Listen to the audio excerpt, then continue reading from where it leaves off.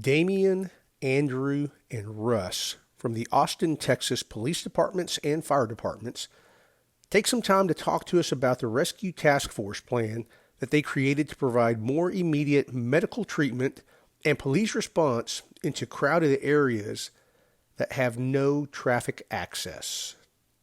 Hope you enjoy it.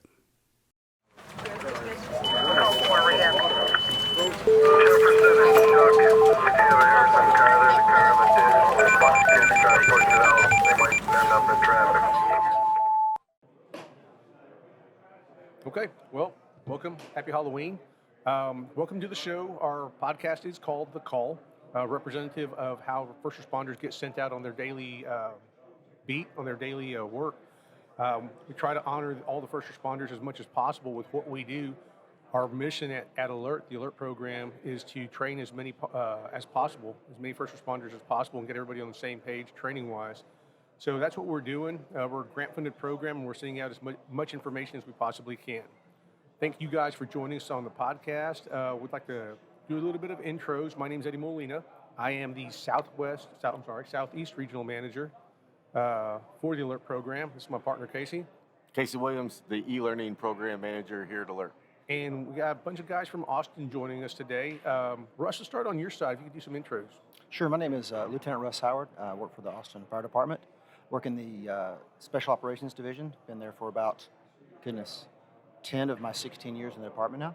Awesome. And then got involved with the thing we're about to talk about, kind of when it started, I think pretty close to when we started launching our RTF program. Cool. Damian? Yeah, my name is Damian McEwen, and I'm a battalion chief in the Austin Fire Department. I've got coming up on 27 years in the fire service, 24 years of that's with Austin, and then I've been a paramedic for 26 years. Also did some time as an 18 Delta in the Army, and so, that kind of have a weird conglomerate of the tactical side and the medical side and the fire side kind of rolled into one. Yeah, cool. Thanks for being here. Andrew Stotts. I'm an officer at APD. I've been there about 14 years, and I'm on the CAS cadre. Awesome, cool. So thank you all for being here. I know we're gonna get to talking about your program and about what you're doing here at the conference, what presentation you're putting on for us. But a little bit of background on you guys. So before we started the recording, Andrew, we started off with you. Give us a little bit of background on you. If you don't mind, give us a little bit of history on you. Where'd you come from? Where'd you grow up at? And what made you leave your home?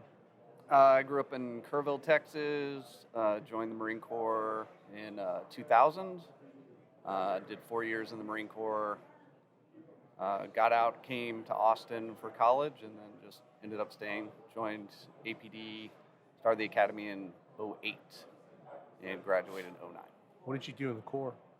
I was in Fox Company, which is a boat company, and then I went to sniper platoon for 2 years. So I did 2 years infantry, 2 years in sniper platoon. Oh, cool. Sounds like you had some good experience. Yeah. What kind of boats were in your boat company? Zodiacs. Zodiacs? Yeah. Okay, cool. Did you ever wreck any of those things? Yes. All right. Cool. I was not a coxswain, so I didn't drive. But I've been on ones that, That's good. Appreciate you throwing that out. Thank you. Damian. Yeah. Tell me about you. Where'd you come from? So I grew up in Houston, Texas. Went to St. Thomas High School, and then I decided I wanted to be a firefighter. So put myself through a trade school and got certified in that, and I got a job with Lufkin Fire Department 2 days before my 21st birthday. So it's kind of fun moving to a dry county 2 days before you turn 21. But I stayed there 3 years, and then ended up getting the job with Austin Fire Department, going through all the training over again.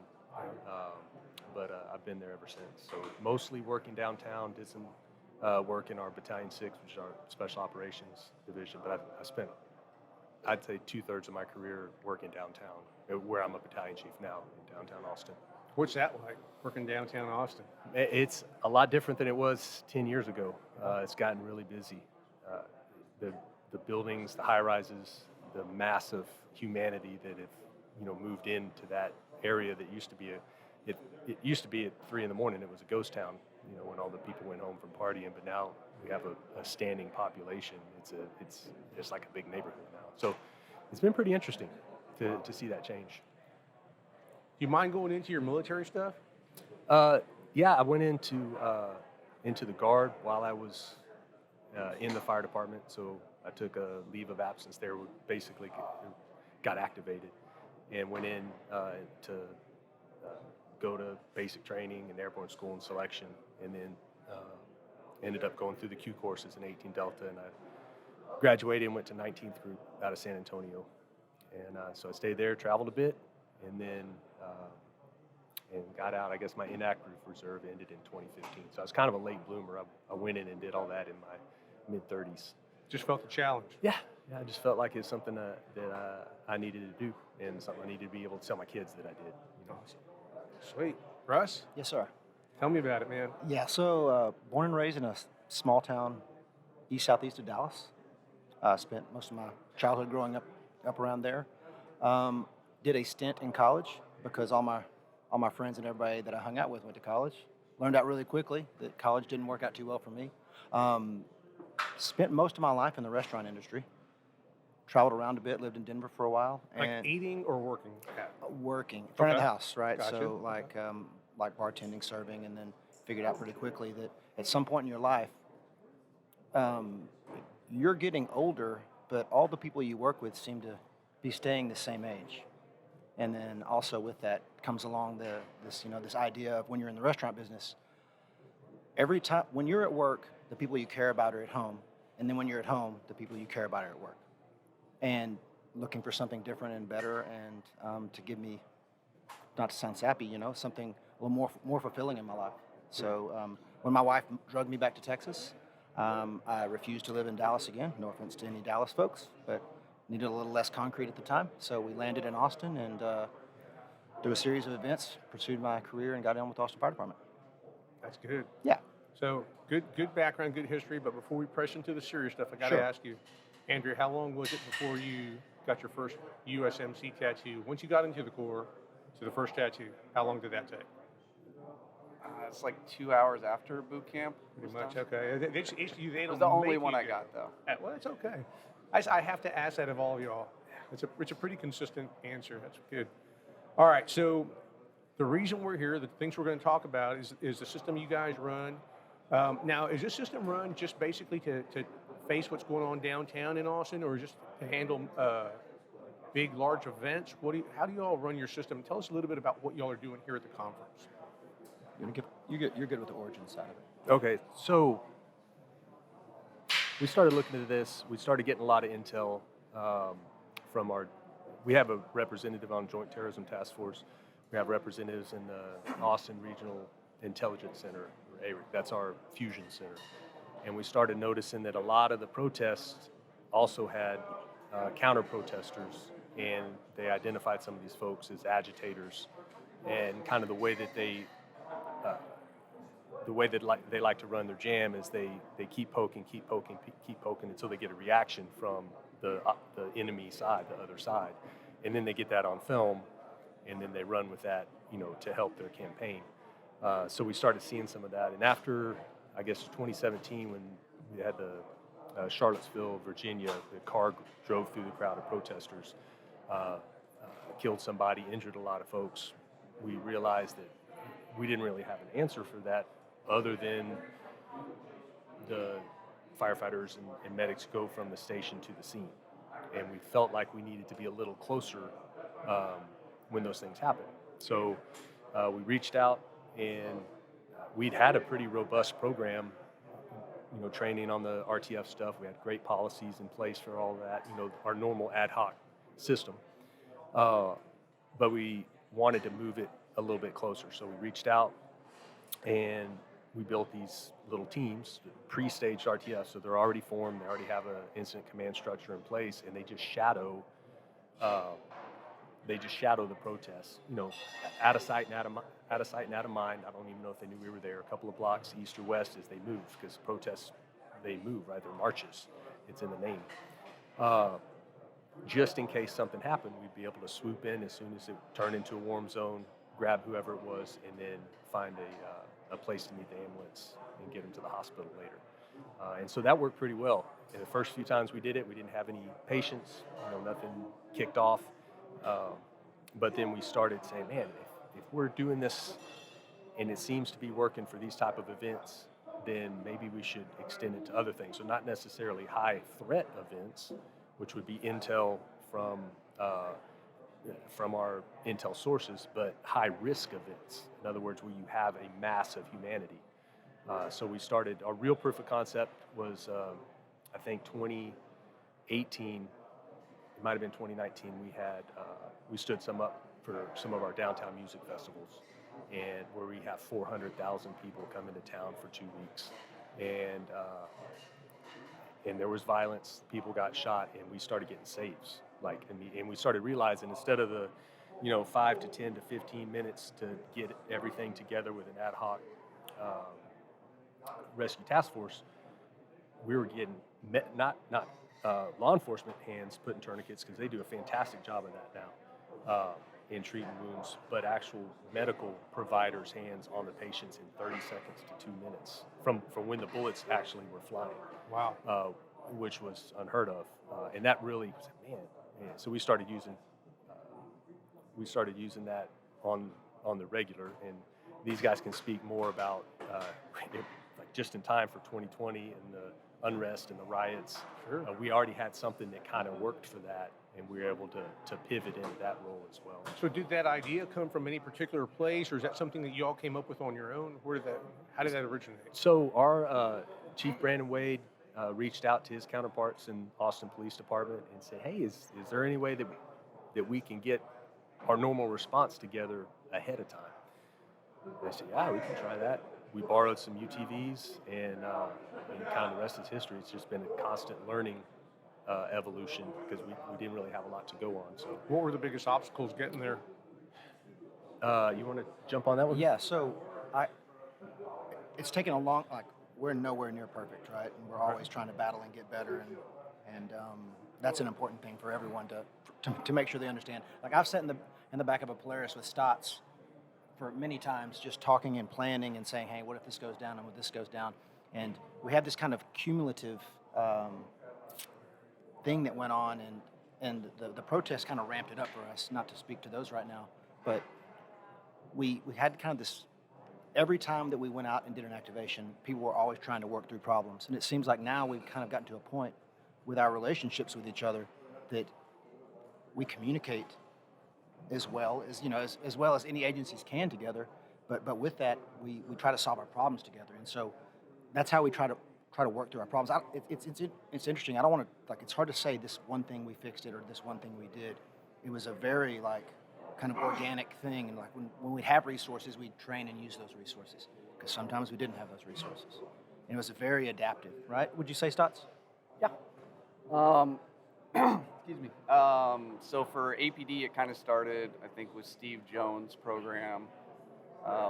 When I was on SWAT, he had developed like a tactical patrol officer program that he was assisting the academy staff on the range and everything, getting more tactical training out to patrol.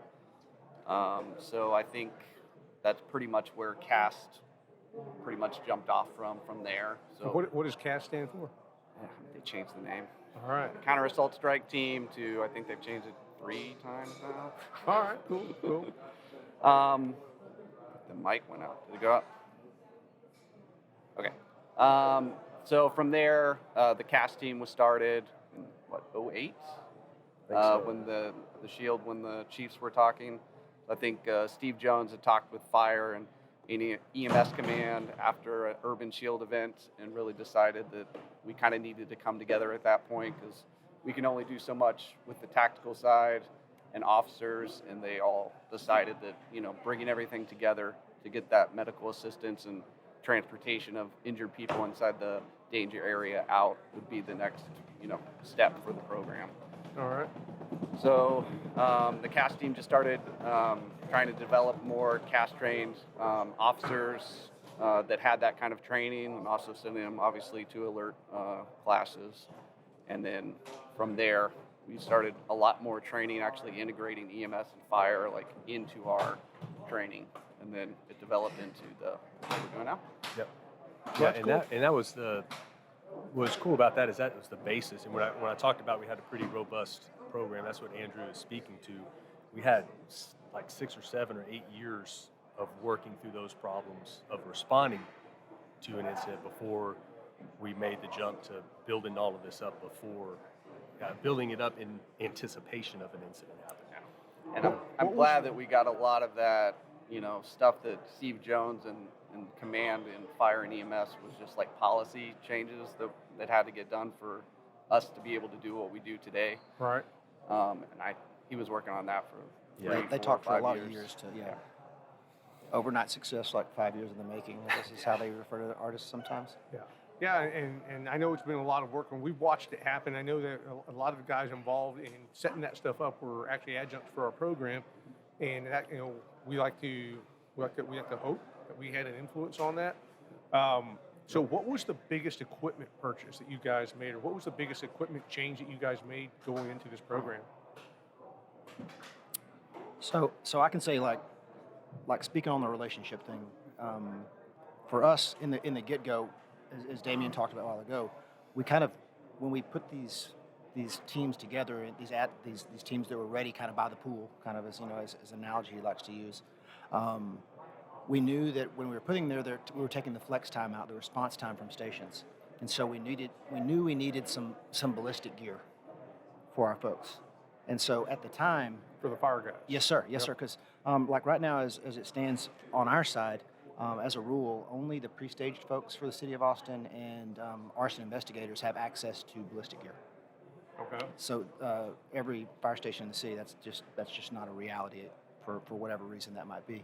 But we didn't have the money to buy it because we were a project, right, for sure, not a program, and had no line items. And SJ and APD, they stepped up and loaned us 6 sets of gear for 2 years until the money could be found to purchase our own. So like for us, I would say that's one of the coolest stories that we have, as far as it's not that it costs so much money, but just the way that they filled in that gap to help us out so that we could have, they feel the need instead of just letting, it stop right there. So What was the first big test for you guys once y'all had your system up and running? What was your first big test, live-wise? So I think a lot of it, that first South by Southwest event, where towards the end of the week we had some unsanctioned music venues, a lot of gang activity, and Eddie, the bullets started flying. Like we were doing it, a couple of times a night, having 1, 2, 3, 5 people shot, and then we're realizing, man, we're jumping right on these things and getting them. As we'll talk about in the presentation tomorrow, we're getting folks on the way to the hospital, sometimes less than 5 minutes. Wow. And this is through crowds. This is, through some pretty stiff resistance as far as gumming up the works and messing things up.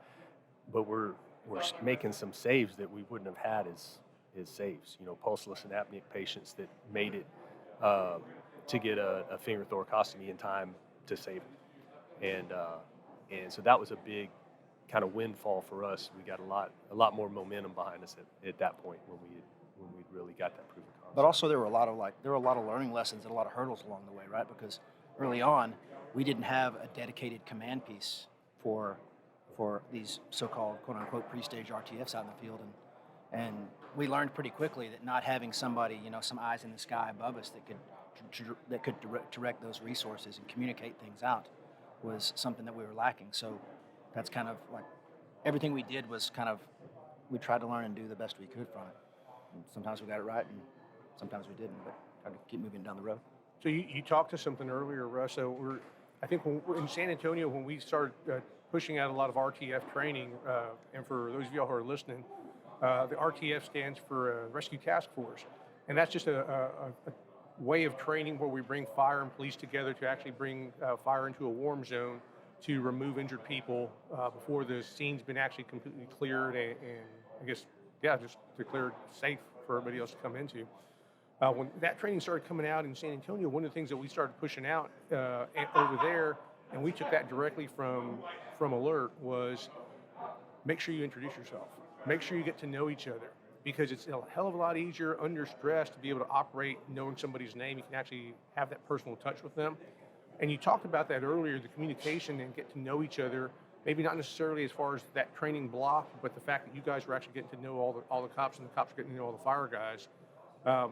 Can you speak a little bit to that and how that might have smoothed or smoothed some of the paths for you guys? Well, I can tell you as kind of from the operations side, I mean, it's the only way that it's kept it alive, the relationships that we've established. We don't always agree on things, but we try to work through things. And I think the cool thing is like I know Stotts. Like, I work with him in a professional manner, but like I can call Andrew and bounce stuff off him. Like, me personally, I've developed relationships with people through this that I never would have known. Coincidentally, these are also the same guys that I get to work with on a regular basis and learn stuff from too. So, I mean, there's a lot of facets to it, but it's kind of you really know the folks. It's not just handshakes out in front of the school for a, hey, you guys ready to go in kind of thing. It's like you spend a lot of time sitting with your buddies. I think especially during the protests, we worked 36 days straight. Yes, sir. With a pretty small group at that point, because even though we had done quite a few classes through APD cast-wise, I think that was an eye-opening experience just because there were so many people that were on SRT and cast, and some guys on the partial, SWAT team, the gold team, or full-time gold or SWAT team. So people on the cadre, it was just eye-opening that, people getting pulled in multiple directions. We really had a smaller pool of people to pull from during all of that. So I think most of the cadre, I know Russ was down there pretty much the whole time as well. I think we did 12, 13-hour days for A lot 30, for a lot of days. 6 days straight. Yeah. Yeah, and that really accelerated.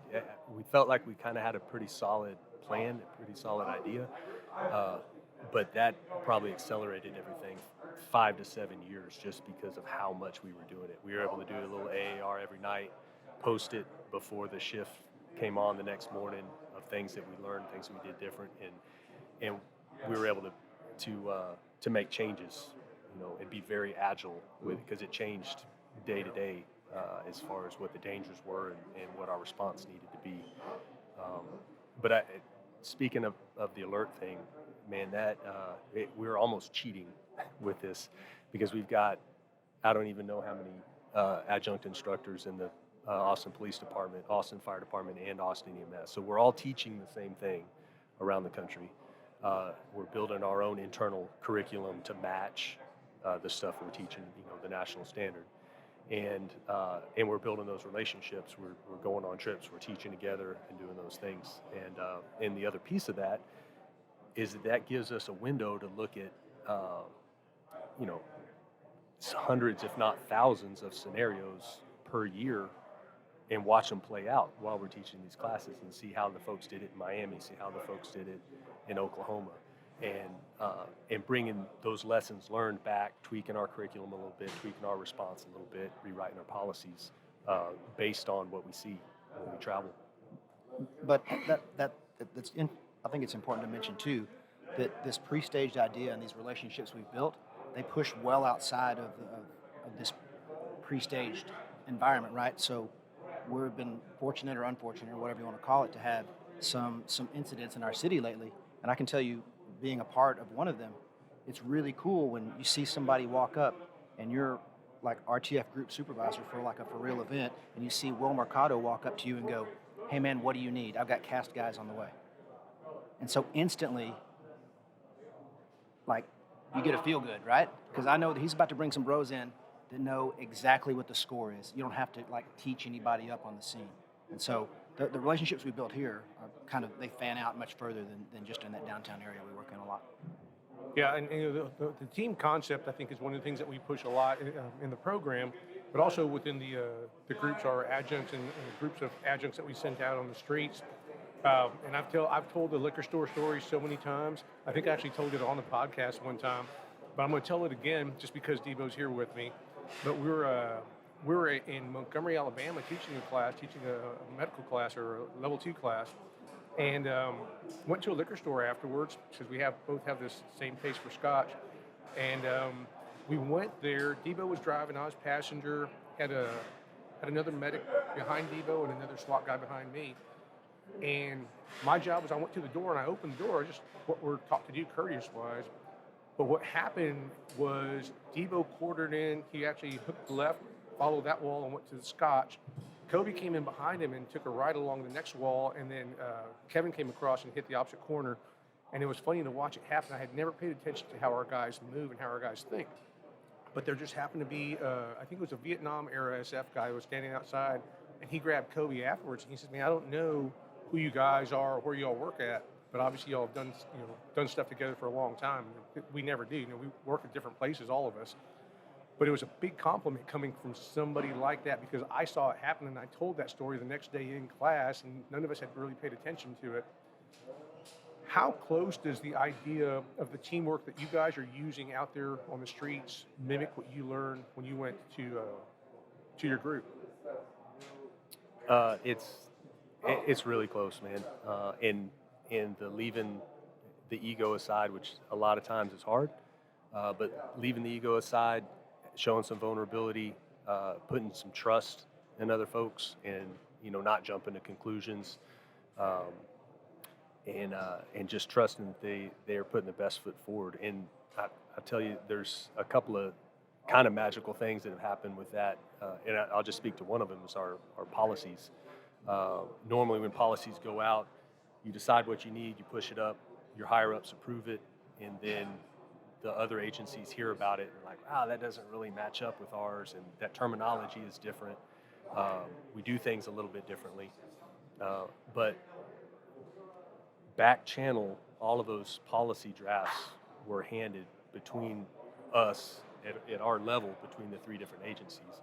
We ironed all of that stuff out before we pushed it up within Austin Police Department, before we pushed it up within Austin Fire Department, Austin EMS, so that when they got up there and it got approved, it already matched, and that's, and I think that team effort in realizing that we're all on the same team with this thing is one of the biggest pieces. So one of the other things I like to talk about is, I've had the chance to work with a lot of guys that came from your all's background, and the stuff that I've seen from the Special Forces community is everybody has a specialty. And we're sending weapons guys, we're sending demo guys, we're sending medics. So Andrew, you went into the Corps, you got your basic training out, you went through the boat company and ended up in the stay platoon. How does your medical training you got when you went into the Corps versus what you all are getting now in the police department, how big of a difference is that, or how much better is it now? Because it seems like you guys have a lot better participation from the actual medics out there. Oh yeah, for sure. I mean, when I went into stay before we deployed to Iraq, we were fortunate enough to have like one of the up and coming medics actually with us, and he actually was one of the only ones like pushing tourniquets at the time. So I think stay and maybe one of the platoons and like Echo Company were the only ones actually like up on tourniquet usage. But yeah, I mean, it's night and day now. I mean, Andrew Hewitt with EMS is putting on just great classes for our cops now, where we're getting really good feedback from, officers that, are barely here 2 years, that go through his course, or maybe go through his course like in the CAS school, and they're just doing awesome medicine just on regular calls now, where the medics are actually, shocked when they get there how much is getting done, Yeah, and I will do a rousing second of that motion, because I watched, I sat through, participated in an AR of a mass shooting we had in June in Austin, where 11, 12, 13 somewhere in there. people were shot downtown. Yeah. And it was a really closely packed crowd. The officers that were there, there was 5 officers within a few feet of all this going down, and they could feel the concussion from the pistol rounds and the hair on their arm, right? So when we talk about their response time, it was not in minutes, it was literally in seconds that they had these patients go down.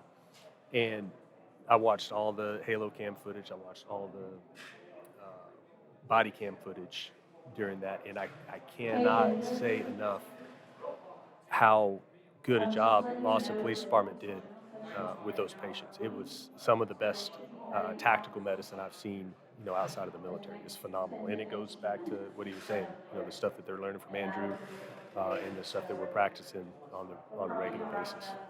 Yeah, to Andrew. Andrew's actually teaching a class for us. Otherwise, he'd probably be here at the table with us right now.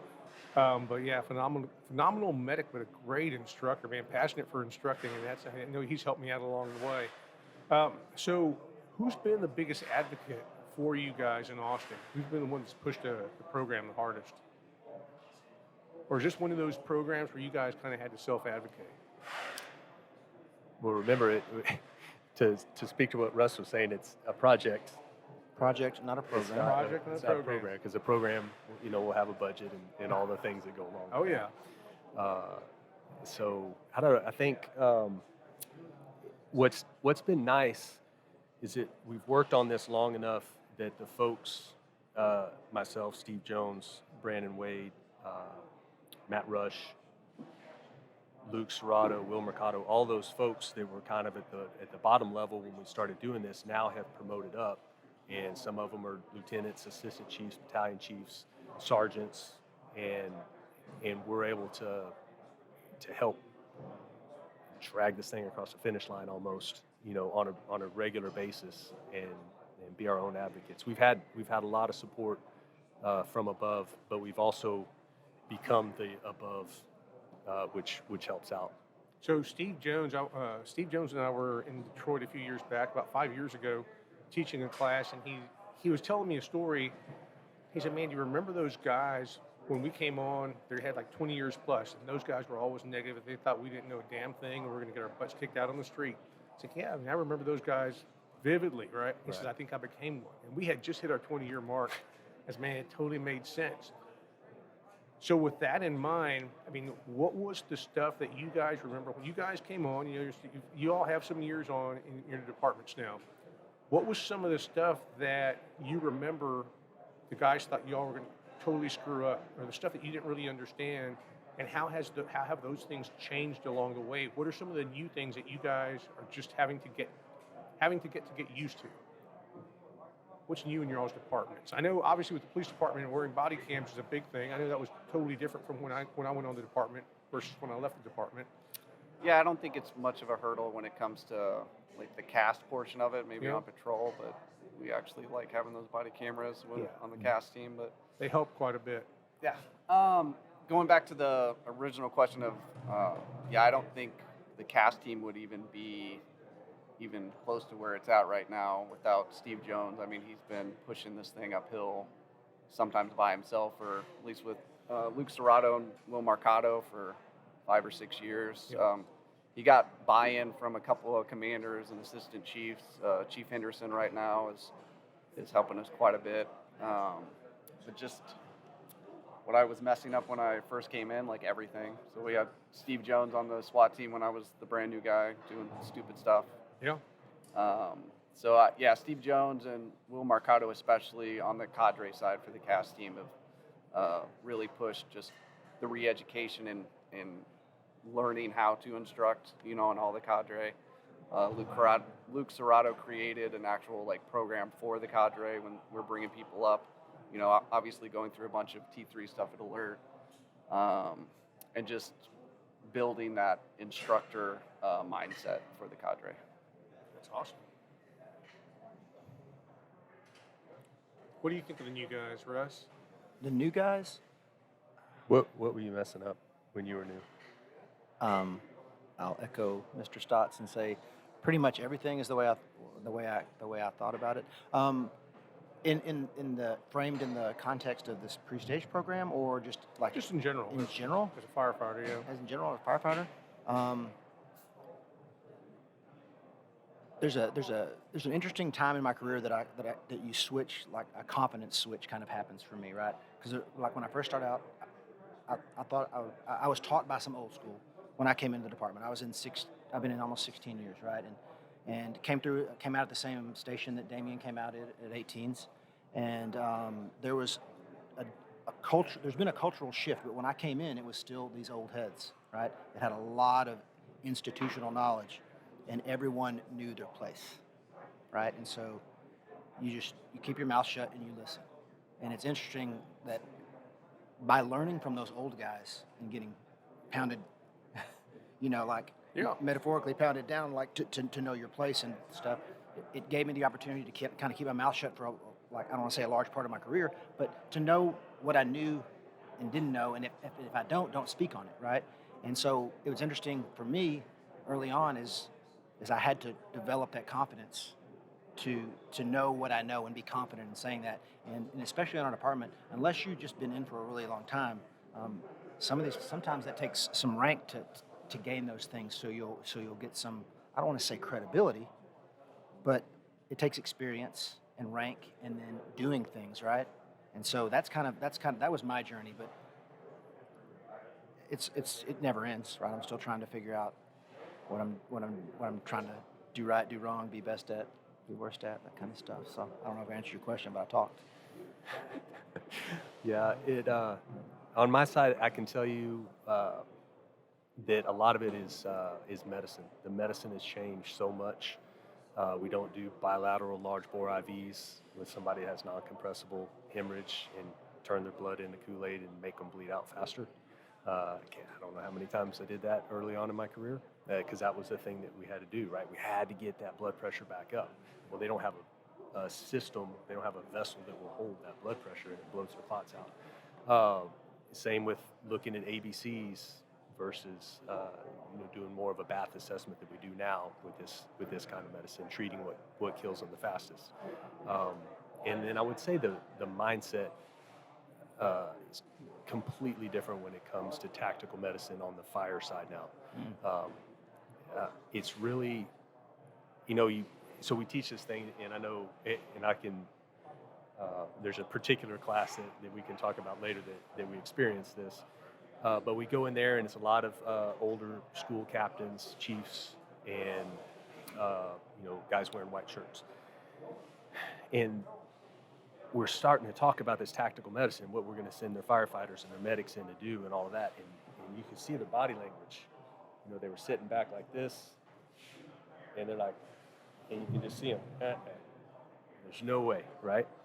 And what I realized then is that their perception of what we were asking them of the event was that we were going to send their firefighters under, like, low crawling under grazing machine gun fire with a tourniquet between their teeth and no protection in order to save these people and everything.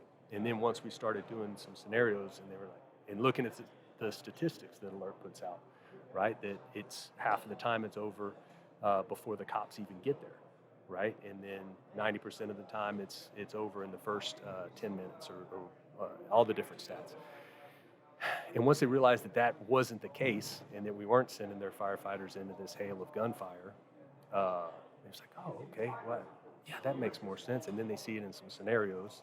They say, God, this works great. And then they start talking, right? They start talking amongst themselves and planning training. And we saw the same thing here. We saw the same thing in Austin in our fire department when we started. There were some folks that were like, yeah, that's not my job. But then when they realized that they could get in there and do some good, we had guys that would send their firefighters in to put out a McDonald's at 2 a.m. or 3 a.m. in the morning when there's no people in there. But, oh my gosh, if somebody within a block has a knife, I'm out. And said, why are you drawing the line there? That's a much higher risk evolution than going in with some cops that are protecting you to save some lives. So I think the mindset, the medicine, what we've learned from being at war for 20 plus years, the medicine and the mindset changed significantly. Yeah, and that really was a great class because it was one of the front-end classes of when we were teaching that program, and it was funny to see that because that seemed to be a standard because we brought city and county guys together. We had city fire, city cops, county fire, county cops. We had a little bit of everybody there, and it was the Latin community, which my people, and they were very animated when they spoke. But the thing is that the whole integration thing they were already doing. They had a sports team who has the county owns the facility and the city owns the streets outside. So they were already moving masses of people on, 81 games a season. And it was something they already had in place. So once Devo and his group started showing them the medicine and started showing them the easy stuff, I say it's easy stuff because I really don't understand it. I like to It's make just fun of air things I don't understand. air goes in and out, blood goes round and around. Air That's- goes in and out, blood goes round and around. You just have to keep that happening. Pretty easy there, huh? Yeah. So once we get people to understand that they're already doing most of this stuff anyways, it makes it so much easier to teach, and they're happier to learn. So what do you guys see as the future for your program? We are trying to look towards sustainability is a huge thing, I think, for us. I think Stotts, even, I mean, to a large part, right? They staff especially our pre-stage program, we staff it 99% from overtime. Same for you guys? Yes. And so when you have 3 public agencies in a city that are woefully understaffed, everyone's competing for, like we'll talk about tomorrow, everybody's competing for that most important resource, which is the human resource, right? Sure. To get the people not only on these RTF teams, but also behind patrol cars or, God forbid, on motors or on wherever that people are not able to be where they need to be in our city. So for us, trying to find a model, the thing that keeps me up at night sometimes is trying to find a model to keep the machine moving. The machine works. Like the relationships we've made, it's all there. It's just, how do we push this, push it down the road the rest of the way from where the people who started this thing, began? Yeah. And I don't have the answers. Well, I mean, I think everybody has that golden dream of what they want their program to look for. So you can't put this much effort into a program or to a project and not actually have some sort of a dream of where it's going to end up at. But yeah, there's always going to be those hurdles. You're going to have to hit the speed bumps, and you'll figure that out along the way. So how big has the project become now? How many people are members of it? How many of you guys have Stotts on yours? I think on the cast team, cadre, we have like 11. And then for the whole cast team, officer-wise, we have about 170 that are through the cast course. That's a lot. But the number really fluctuates. I mean, on paper we have that, but promotion-wise, they'll go inside. They can't be on. And we have a lot of people leaving the department. We just had one of the cadre guys leave the department a week ago. So yeah, I think everyone's hurting just for, like you said, the bodies. Yeah. And that's an important point with this. Something, if you had a takeaway, if I was to give you a couple of takeaways from our presentation tomorrow or from this, one of them would be that it absolutely saves lives when you get the medical care to the patients faster. Like there's no one that can argue that. Another thing is that you can look at Austin and say, oh, you guys have all these resources, you have all this money, you have all these things. So it's easy for y'all to do it. It's going to be hard for our smaller department to do it, or it's going to be hard, for our larger department. But I'm telling you, you just heard from all 3 of us that all of our departments, in the Austin Fire Department, we play mandatory overtime sometimes because we don't have relief at shift change. So people think they're going home, but they get a phone call and say, no, you got 24 more hours.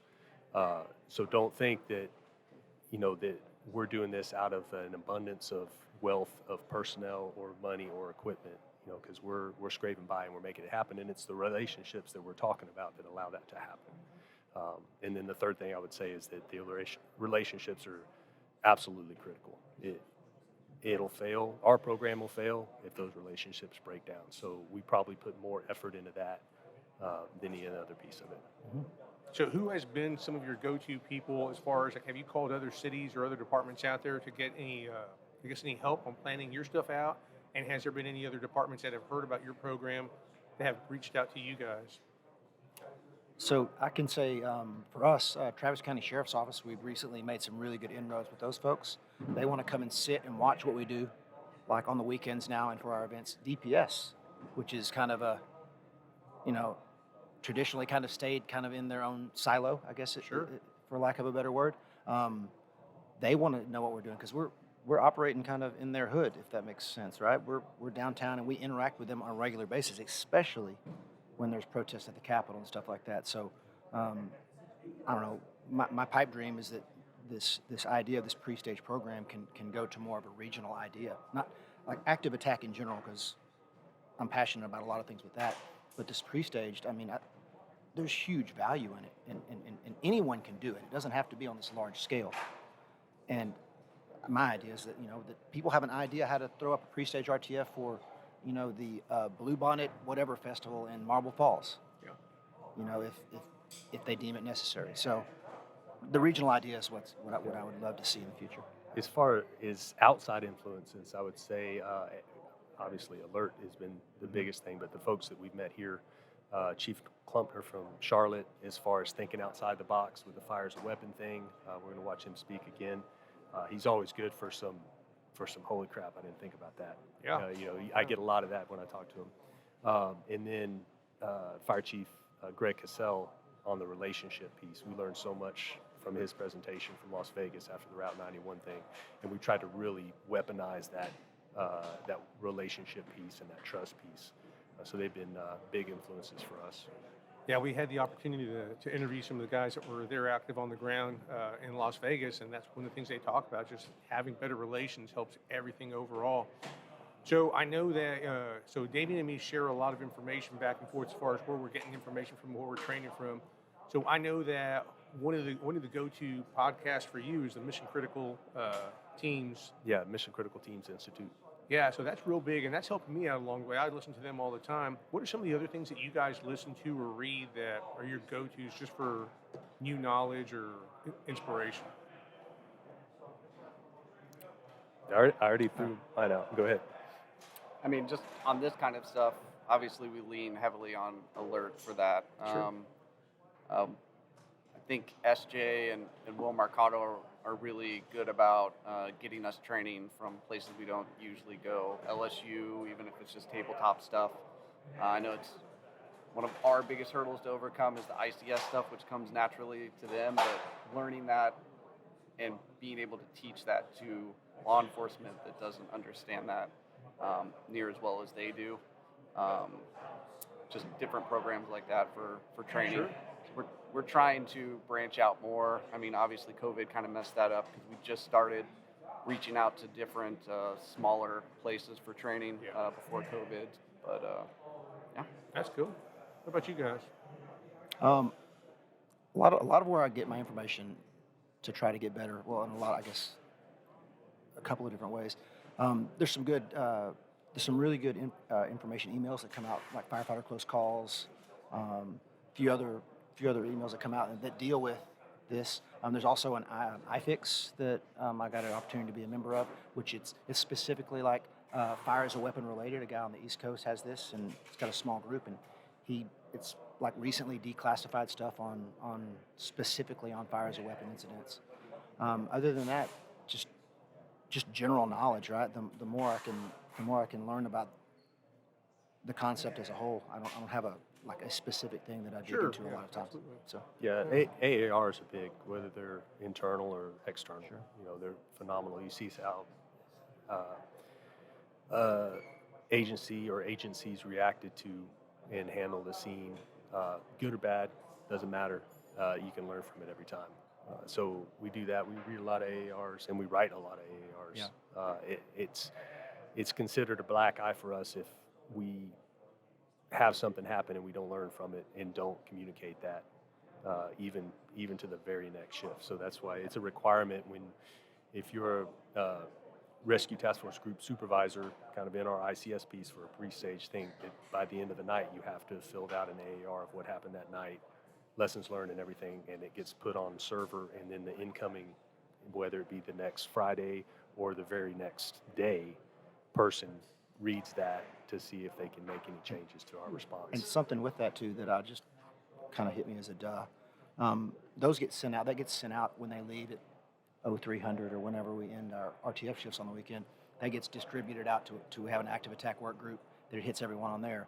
But I'm going to make sure when we leave here, I was like, why is it not hitting Stotts' side?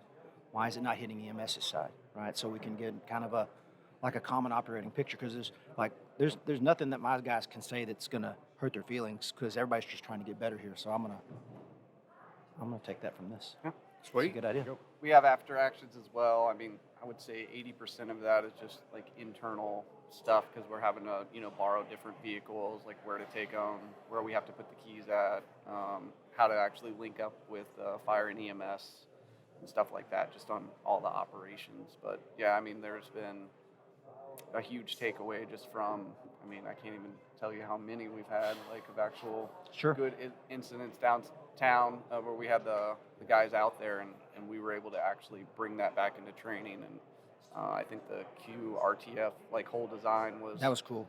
created in the back of a car because we were realizing we may have to push further than a gator would go because we're having all these different, mostly peaceful protests all over Austin. So, guys, there's going to be a lot of people out there watching, fire guys, police guys out there watching this this podcast.